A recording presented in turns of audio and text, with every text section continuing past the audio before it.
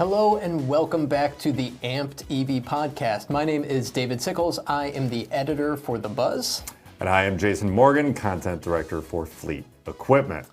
So Jason. Yes. We've got a fun one today. I know. I'm amped. Yeah. Yes, I am also Where amped. is it? It's here or there. It's everywhere.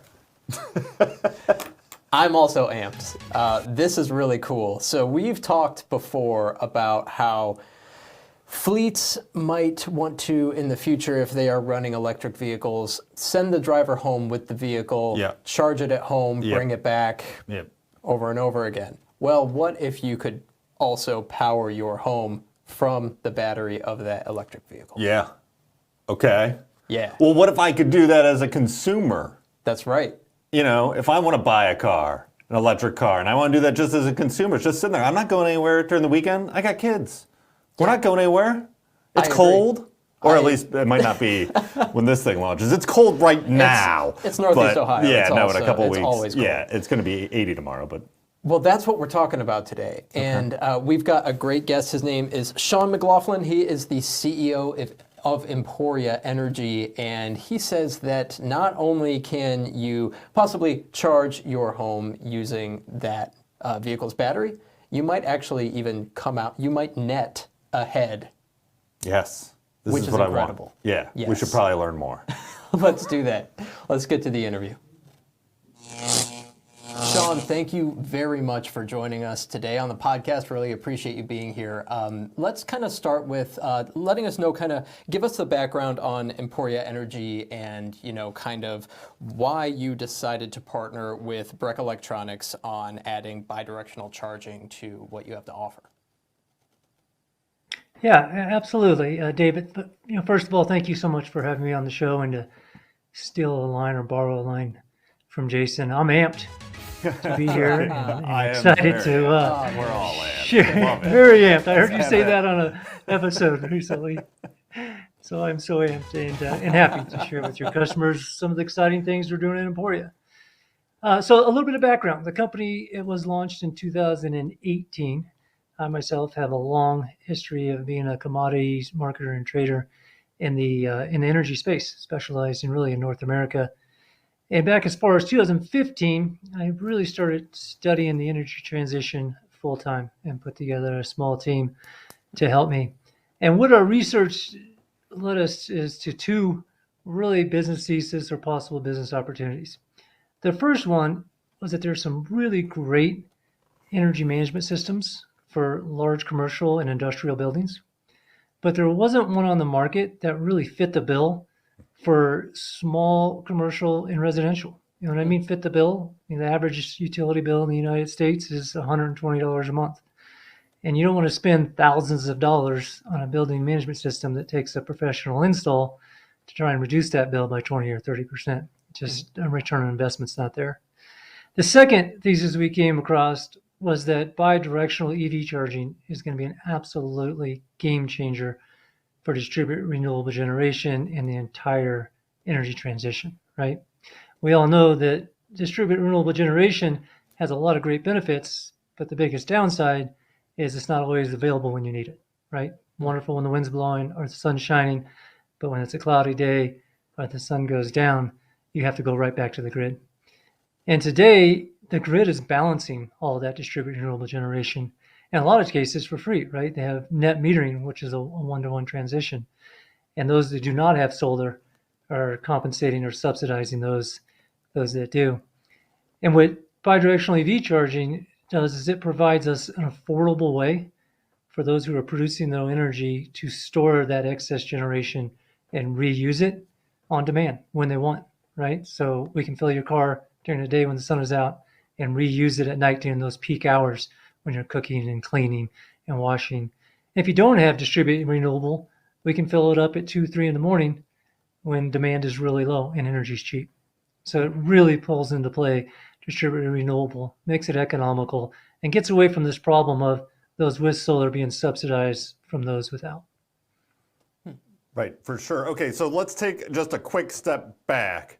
Because this is new to me too, and I'm sure new to a lot of the audience. Can you just kind of give us a layman's terms, what is bi-directional charging, And how common is this? Honestly, this is probably one of the first times that I'm hearing about the term. So kind of just give us an overview, and then like how common is this kind of a thing?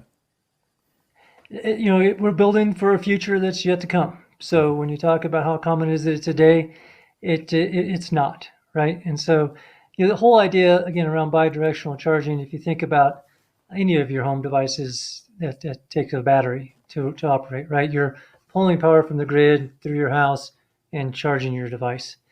Power's going really one way.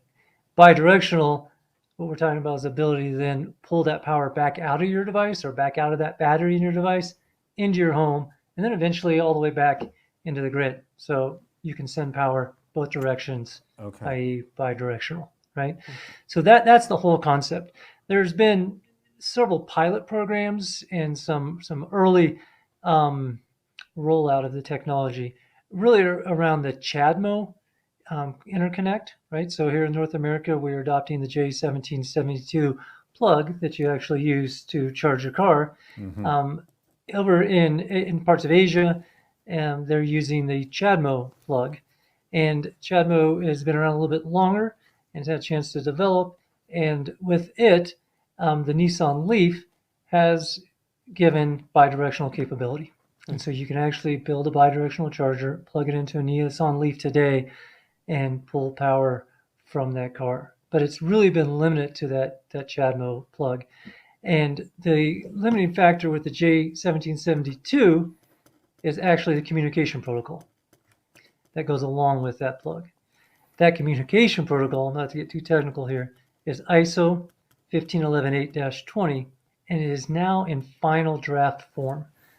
And that means that all the technical specs of it have been locked in, and we're just waiting for final editing before it gets fully released. But with the final draft being published, we can now start developing on it, right? So car manufacturers, companies like ourselves, we're now building around this communication protocol that will allow us to communicate with one another and tell the car, when and how much to discharge.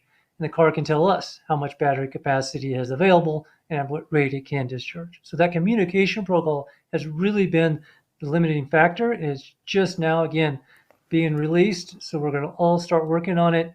And I think by the second half of this year, you're going to start see, slowly the rollout of this technology in North America using that J1772 and CCS combo plug. Very cool. Is that? I think you said make it real simple, and I made it really hard. So I don't know how that went. No, well, real quick if I can, because a couple things stood out to me there. So it's more than just, on the surface, it's more than just charging, right? So you mentioned the Leaf. On the OEM level, they have to enable this on their hardware, right? And then there's the plug component. The plug has to be able to have the connection and be able to do this as well. And then that third part, the protocol, is like the conversation between it all to make it all happen. Did I get that right? Correct. And the hardware has been pretty well vetted out, especially on the car side. UL has got not a formally published, but again, kind of a draft and getting ready to publish certification process for the charger side that we can build to those specs. Right. So this is new. We're all building to these specs now and working on bringing this to market. So hardware is pretty well rolled out. The last piece, that communication call is really what we've been waiting on. I see. Okay. So, this kind of technology almost seems like a no-brainer to me. Why hasn't this come sooner? What has been the biggest issue for companies like yourselves in, developing this kind of thing? I know you mentioned the protocol, of course, but, is this something that we can expect to see in much greater volume?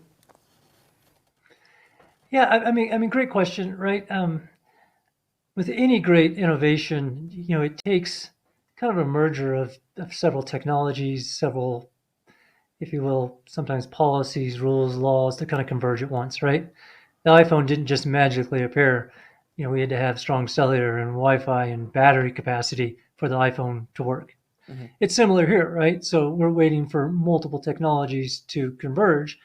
Obviously, the widespread adoption of electric vehicles is a big one, right? Mm-hmm. Innovators aren't going to spend a lot of money on non-recurring engineering if there's not a market for the product. And so that's been a timing thing. When is that adoption going to take place?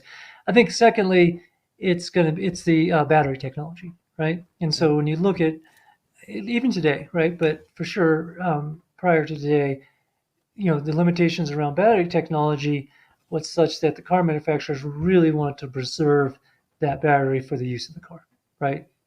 And what's happening now is battery technology continues to improve. The car manufacturers are starting to say, okay, we can open this up now, right? The homeowners can use the battery for more than the car. And we believe soon, by the middle of this decade, there'll be batteries that are manufactured, let's call it the million-mile battery, right? The useful life of that battery is going to way outlive the useful life of the car. And so why not use that battery technology? You spend a lot of money for it. It's sitting in your garage or your parking lot 95% of the time. So that's been a big thing too, right? Waiting for battery technology to really emerge, waiting for EV penetration to get high enough that it warrants the investment. And then the third piece of this is more on the grid and the home side, right? I mean, small things like smart home energy tech is a big thing. But FERC order 2222, right, which is really the order that says if you can aggregate up 20 megawatts of distributed energy resources in a given market zone, you will someday be able to access the grid as a virtual power plant. Well, that's a big deal for this type of technology, right? So that's where policy plays into effect that finally kicks it off. So it's really not just one thing. It's multiple things. Now, again, when you're looking down, it's this communication protocol. But when you back up, it's been several things that we've needed to come together to enable this technology. Right, for sure. And to your point, I think we've seen a little bit of that even on the marketing side with the Ford F-150 Lightning, where they are using it kind of as a generator power kind of application in the commercials. Even moving into some of the applications, you think construction sites, right? They run a lot of power tools and charging up power tools too, so being able to use that battery. Right now in the commercial world, fleets are starting to invest in infrastructure, they're starting to put infrastructure in, electric truck orders are open. How can I build, lay the groundwork now so that I can leverage bidirectional charging? Like what can I keep an eye on to make sure that I don't put myself into a situation where I'm not going to be able to leverage this kind of thing if I've got an application, if I'm running school buses and they just sit all day and I can kind of, keep energy, then provide energy. Are there any tips for what I'm building out today and what I should be looking for? No, I mean, it starts with just kind of what you said is looking at the fleet, looking at those school buses and, make sure you're thinking ahead. Again, building for a future that's yet to come. But you know that your fleet is going to last, at least 5 years, give or take, depending on which kind of fleet you're running. It could be much higher. But, let's say it's 5 years. Well, in 5 years, we believe that this technology will be mature enough. It'll be a commonplace, and there'll be a great deal of opportunity for fleet managers to not only save a lot of money on the cost of fueling, but generate additional revenue through offering those grid services, right? And so think about that when you're picking your fleet today and choosing a fleet that will enable or give you the ability to add bidirectional charging when it's ready, right? I think that's kind of number one. When you're looking at your charging infrastructure, there's some thought process to go in there too, right? It's an early technology, and if you're putting your fleet in place today, you're going to need to put in some basic charging systems, right? Singular direction charging systems. But as you install those, start thinking about when I change these out to bidirectional, if I'm in my electrical panel now, what will I need later? And so that'll be, a sub panel that's going to be able to run critical load, and that will allow you to switch off the grid when there's a power outage, so your facilities can be grid isolated and run during blackouts, right? And so just thinking about, hey, if I'm going to have the electrician out building this infrastructure, let's prepare it for bidirectional charging. Right. And then when the bidirectional chargers are available, it's not going to be a prohibitive price to just change out the charger, right? The soft cost of the infrastructure and obviously the hard cost of the vehicle are going to already be in place.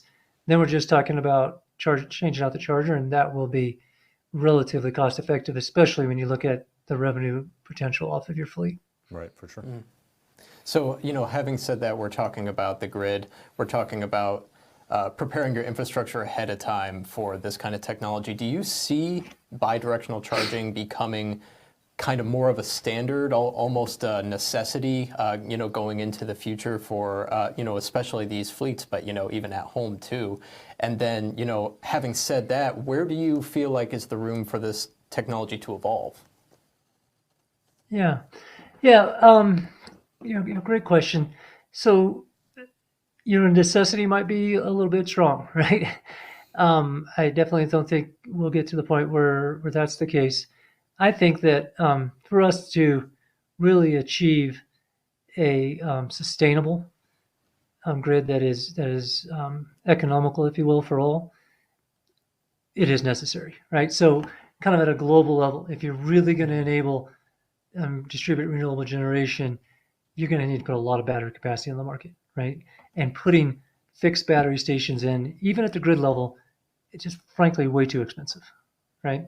When you can connect these vehicles who have enormous batteries, relatively speaking, to what the home power usage is, and the cost of that battery is completely underwritten through the purchase of the car, right? You can access that battery for just the cost of the bidirectional charger. We plan on retailing our bidirectional charger for $1,500, and it's 11.5 kilowatt. Ample amount of power to run the critical loads and more in the vast majority of the homes in the United States, right? For $1,500. If you're going to put a home battery system in, you're talking about 10 times that or more, 15,000, right? And so this is a necessity when you look at long-term building a sustainable grid.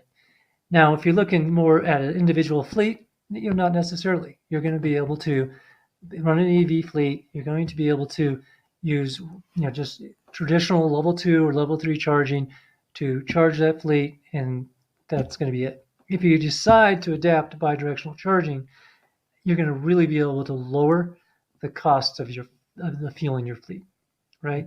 Because the first thing is what we call kind of behind the meter energy management opportunities. And across the country, utilities are rolling out more and more demand charges, which is being charged the peak usage throughout the month instead of what you actually use. And they're doing time of use. And so prices can be 3 or 4 times higher during peak hours versus off-peak hours, right? And so if you think about having a bidirectional fleet and you come back, you bring your fleet in back at the end of the workday, you plug it in, and you can run your facilities during those peak hours off of your fleet, right? And then you can recharge that fleet in the middle of the night when energy prices are low and inexpensive and there's not a lot of demand. Well, again, you're lowering those peak hours, which is the primary energy usage hours, 3-4 times cheaper, 30% of the cost. And that's going to lower your utility bill 30 or 40%, maybe even higher, right? Depending on how you consume energy. So those are the opportunities that will be presented to them. Think about, the light duty trucks that go home with your employees so much, right? And now how are you going to charge those? You're going to ask your employees to spend money on charging that car for you, and you're going to reverse some part of their electric bill? Well, how about sending them home with a bidirectional charger, and everyone's a winner, because when they come home and plug that car in, we'll run their house off of that car. We'll charge it at night after the peak hours are over. It'll be full every morning, and the homeowner will actually be net positive. They'll make money doing this. They'll have less of a utility bill charging their truck than without it. Does that make sense? The savings they'll get by avoiding those peak charges will more than offset the cost of charging that car in off peak. So now, as a fleet manager, you're giving a benefit to your employee, and you're spending zero money to fuel your car or fuel your fleet, right? So just those types of opportunities will exist for those really forward-thinking fleet managers. Yeah, this is some cool technology. I'm learning a lot about this. Shawn, thank you so much for joining us today. I really appreciate you being here. This is cool. I can't wait to learn more about this. Well, we really appreciate being on the show, and wish you guys the best of luck moving forward. And hopefully, as we bring our product to market, we can do this again and talk about real-world cases. I'd love to. Thank you. All right, gentlemen. Thank you so much. Take care. Okay, Shawn McLaughlin, that was a great interview. Cool. I learned a lot. from that one. Very cool. One of the things I thought about too while he was talking there that might be something that on the commercial consideration side is it kind of takes some dependability off of the grid, right? So like fleets are, I mean, we saw it was a year ago, or maybe a little more now, of the Texas power grid going down and people being out of power forever. Yes. I mean, trucks still need to make deliveries. They still need to get where they're going. In an emergency situation, they need to be able to deliver those supplies. So having, even if you could use part of your fleet to power the rest of your fleet in an emergency situation like that, you're just not as dependent on the grid. You have a little 100%. You have a little bit of wiggle room there, or even just using the batteries if you have a solar operation, right? One of the big things with solar is like, well, where does that power go? How do you store it, right? Yep. So if it's in the vehicles, then you can use those vehicles. I don't know, something there. Very cool. It's very cool. One of the biggest kind of, anti-EV comments I hear all the time is what? Well, I mean, sorry. No, I hear it all the time, and it's for a good reason. I mean, what do you do when everybody's got an electric vehicle? How is the grid going to handle something like that?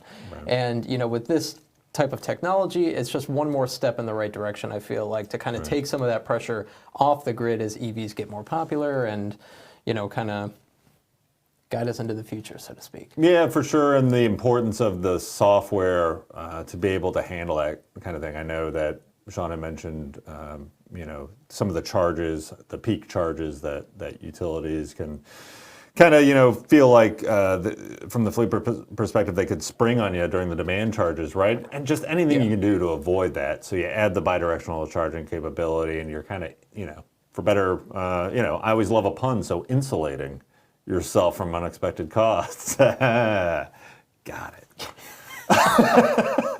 So yeah. No, it makes perfect sense. That's a lot of fun. I look forward to catching up with him, down the road to see where this technology is going. For sure. Cool. Well, thanks everybody for joining us today for another fantastic episode of the Amped EV Podcast. We'll catch you next time.